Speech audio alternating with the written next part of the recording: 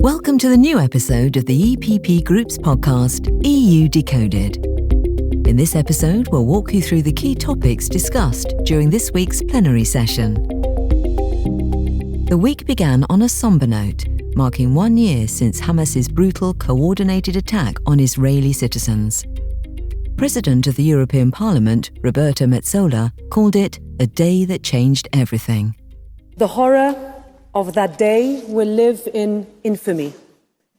There is nothing that could ever justify the indiscriminate mass murder, rape, kidnapping, and torture that occurred a year ago.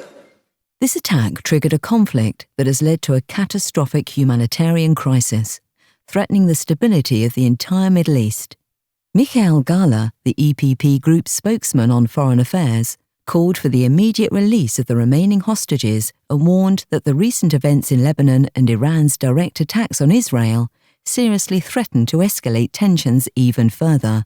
This was reiterated during Tuesday's plenary debate by EPP Group's Vice Chair, Jelena Zovko. It is imperative that Iran and Hezbollah cease their hostilities immediately.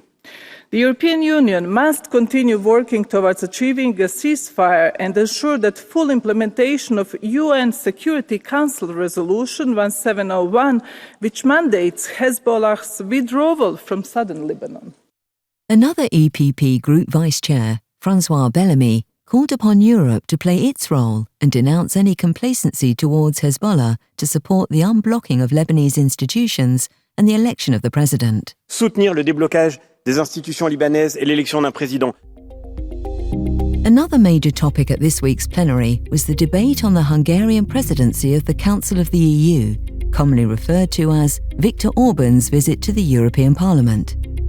While Mr. Orbán took the time to talk about the alleged successes of his government and criticise the EU institutions, our members were ready to confront him about what he and his government are actually doing. Képviselőtársaim, Magyarország nagy bajban van. Hungary is in big trouble, says the head of the Hungarian delegation of the EPP Group, Zoltán Tár. The reason for it, he says, is the current Hungarian government. He calls this EU Council presidency another wasted opportunity, leading not just Hungary but the whole EU in the wrong direction. MEP Péter Magyar, leader of the Tisza party, reinforced this sentiment. He outlined the problems Hungarians face regarding Orbán's failed leadership. Magyarországon a második legalacsonyabb 668 euró a minimálbér. Low wages, the worsening state of hospitals and the education system, the highest VAT in Europe, the list was long.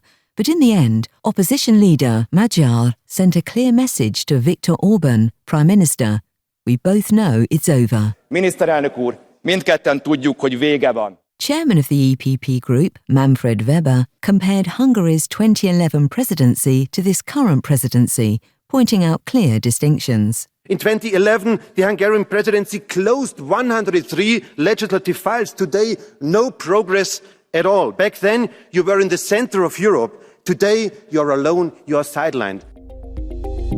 Recently, Europe's car industry has been hit with a steady stream of bad news. Factories are closing, jobs are being cut. This week, the European Parliament debated the growing crisis this sector is facing. The EPP Group understands that the car industry's challenges come from a lot of different factors, but we also believe that some one-sided European policies are part of the problem. For a while now, the EPP Group has been pushing for a revision of the ban on combustion engines. We believe that the goal of making all new cars climate neutral by 2035 is important, but it needs to be reached through a more balanced, technology-neutral approach. This is how MEP Jens Giesecke explains it. We want an open approach, not banning a certain technology. We want to be open for other kind of fuels, not just electrification. So we need to reflect that this flexibility is part of our regulation.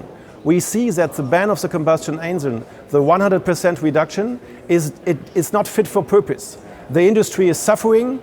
As Europe's industries face challenges, it's not just economic stability at risk. Security and mobility within the EU are also pressing concerns. This week, the European Parliament took a close look at the Schengen system, which is essential for keeping the EU's internal borders open while securing its external ones. The EPP Group continues to push for stronger measures to protect both our economy and our citizens.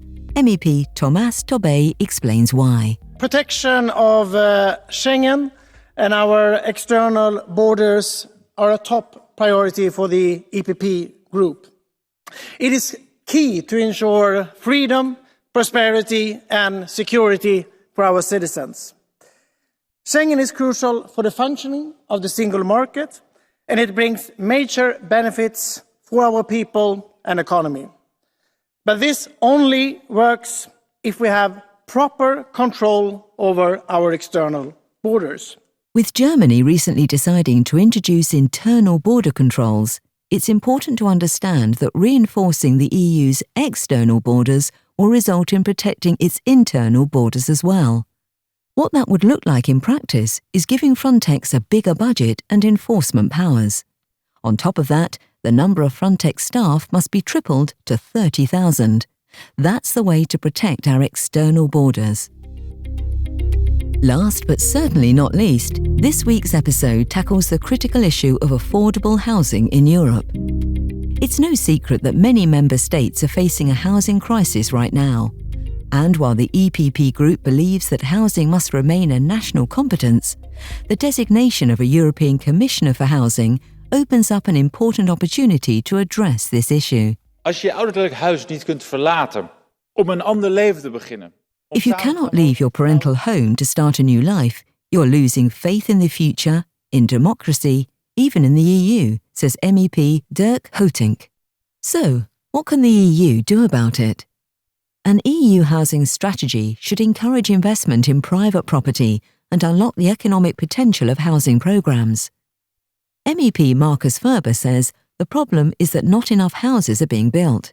He calls on the EU to address the issue of financing and the fact that building in Europe is more expensive than in other regions of the world. Hier gibt es viele Möglichkeiten, wo Europa ansetzen kann.